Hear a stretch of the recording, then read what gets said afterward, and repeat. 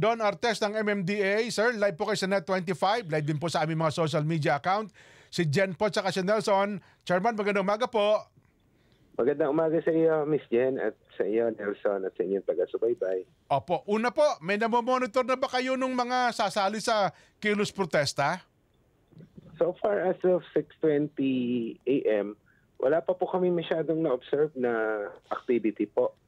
In fact, normal po ang biyahe or pasada ng ating mga pampublikong transportasyon. Wala pa rin po kami namomonitor na stranded na pasahero. So far as of 6 o'clock in the morning kanina hanggang mga 6:10, 6:15 ay wala pa po tayong na-dispatch na libreng sakay. So patuloy po kami nagmo-monitor.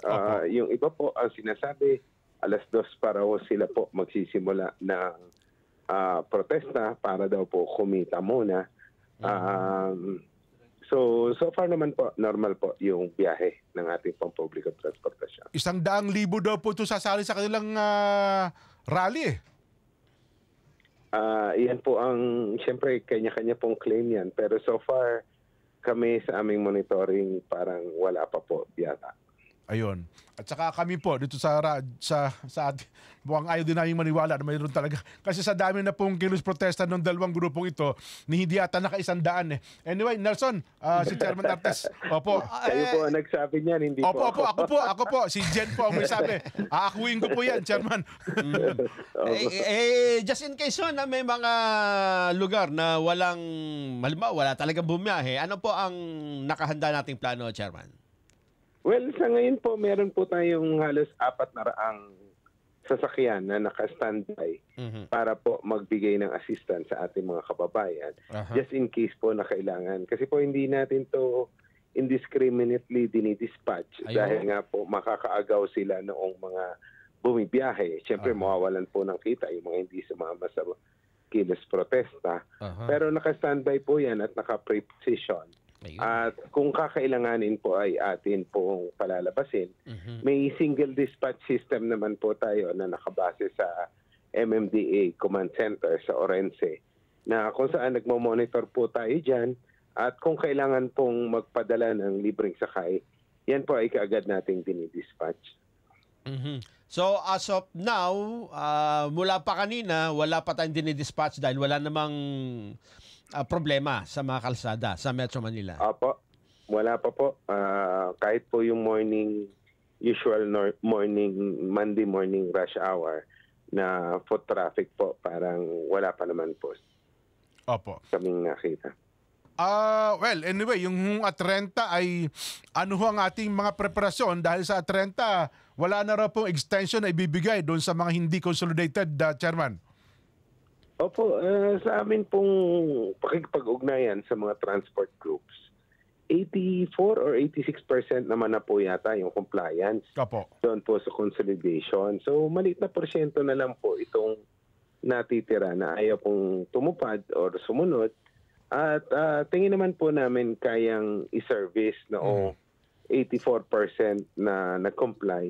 Yung pong mga hindi nag-consolidate. So, kung hindi po i-extend yan, tulad ng nabanggit ng ating Pangulong Bongbong Marcos noong traffic summit natin, ay nakahanda naman po ang pamahalaan na tugunan yung pong kung sakali magkaroon din po ng kakulangan doon sa mga areas kung saan hindi po lumahok yung ilan po nating mga drivers at operators ng jeepney. Doon ho sa monitoring nyo, may mga ruta ba sa Metro Manila na, well, totally, wala pong consolidated na grupo?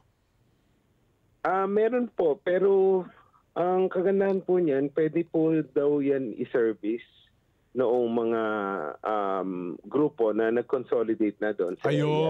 So, hindi naman po, kumbaga, malaking kawalan in case na hindi po sila mag-consolidate. Ayun, yun po ang gusto namin tiyakin. Baka mamaya kasi mayroong ruta na hindi nag-consolidate tapos walang bibiyahe, baka doon ho ay magka-problema tayo, Chairman, di po ba?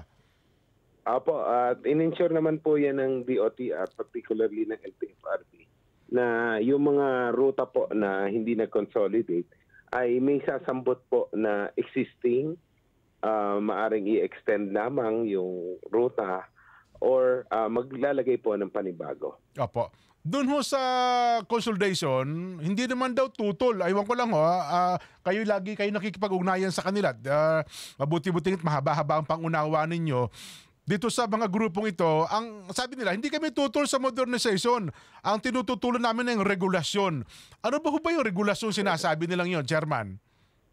Well, una-una po siguro yung pong pagmo-modernize, siyempre po may cost yan.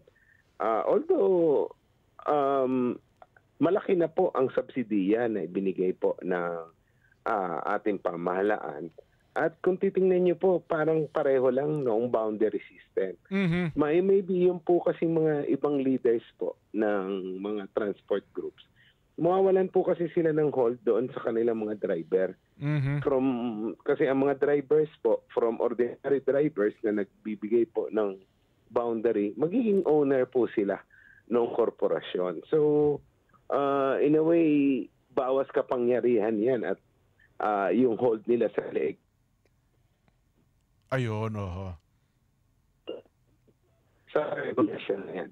Opo. Anyway, Chairman, alam ko po, busy kayo ngayong umaga. Chairman Don Artes, maraming pong salamat. Magandang umaga po sa inyo. Magandang umaga po sa inyo.